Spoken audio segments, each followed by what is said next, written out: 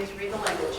Yes, ma'am. I believe you're looking for a motion to reconvene in open session and to certify by a roll call vote pursuant to subsection D of section 2.2-3712 of the Code of Virginia that one, only public business matters lawfully exempted from the open meeting requirements of the Freedom of Information Act, and 2, only such public business matters as were identified in the motion by which the closed session was convened were heard, discussed, or considered in the closed session.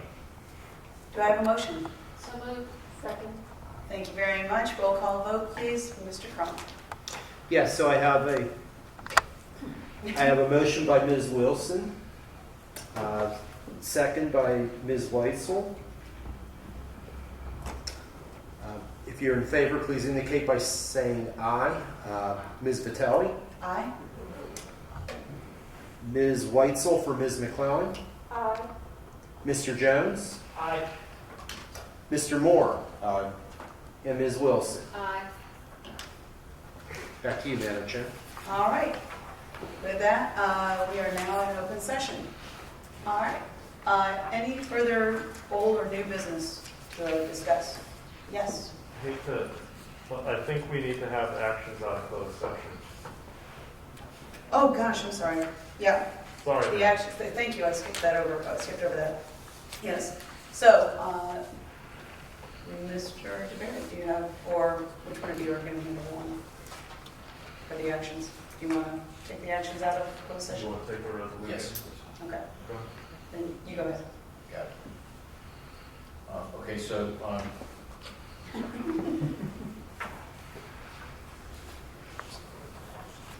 we presented, as you know, two issues, issues 7 and 8 for board action. The first was an update on the project with the ask for board's information. It's really for the board's information, but we asked to be able to move forward with the dual path process, which would be asking for extension of bids on the IFB construction projects with the intent to upon securing funds to offer request a bid to Cox as the number 1 vendor and Danella as number 2, and to continue negotiations with GTS through the P3 process for operation maintenance and marketing of the fiber ring.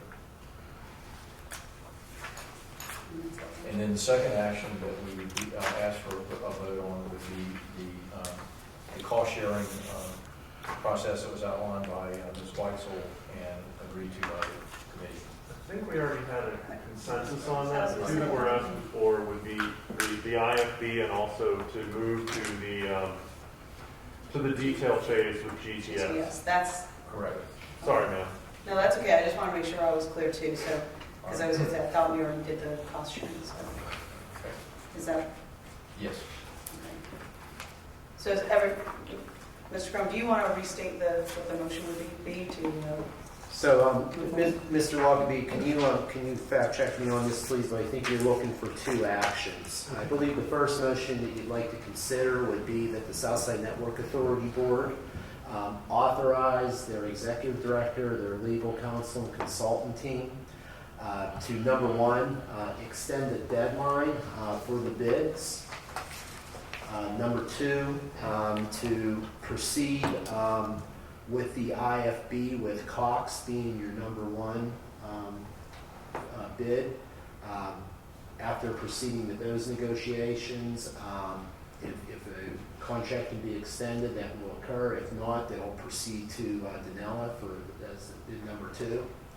I think you do the IFB first, so that would be the action you'd be looking for, Mike, or do you want to clear that up? Well, we did pass out a resolution just before we went into closed session. And as Mr. Crum says, the first thing is the board hereby declares that it intends to construct the RCR upon securing sufficient financing as expeditiously as practical. And that's what you had given us the consensus for. Find that the 2 lowest responsible bids appear to be Cox Communications and Danella. That the board authorizes negotiation of an extension of the validity of bids through at least January 15th. Upon securing financing, to issue a notice of intent to award to Cox, and if it falls through with Cox, to Janella, and there's much prettier language in the resolution to cover that. And ability to give a notice to proceed upon entering the contract and sufficient financing being secured. And to negotiate the post-construction maintenance, because there is also a component to this that we have up to 3 years of post-construction maintenance in case there was need for a changeover after the construction occurred, and that was part of the IFP. And it also authorizes the executive director and myself to take such action as we may need to on the administrative and legal front if a bid protest is filed. So that would be the first item. And then the second one is... Well, let's hold there. Yes, ma'am, sorry. So my recommendation would be that you go ahead and call for a vote on that particular item and then move on to the second item. Secondly, for the assistance of our recording secretary, Ms. Arledge will need a copy of that for Absolutely. Yes. the minutes. Is everybody clear on what the motion, the first motion will be? Do you want to restate it one more time very succinctly? We have it's extension of the bids, Extension of the bids, proceed with guidance. finding that the two lowest appear to be Cox and Janella. Issue a notice of intent to award and proceed upon securing sufficient financing, and to negotiate the maintenance contract, which would be a separate based upon the bid prices. Okay. Do I have a motion for those actions? Move to approve. Thank you, Ms. Wilson. Second. Thank you, Mr. Jones. Roll call vote, please. This is an important one. Yes, upon motion by Ms. Wilson, second by Mr. Jones. Ms. Vitale, Yes. on behalf of Ms. McClellan, Ms. Weitzel, Yes. Mr. Jones, Yes. Mr. Moore, Yes. and Ms. Wilson. Yes. Madam Chair, the motion passes. All right, now, Mr. Luckby, the second. And the second one, to summarize it very, very succinctly, is to go to the detail phase with GTS and to begin negotiations and set forth and basically authorizing the executive director to set a reasonable timeline for GTS to submit the additional information required by our guidelines.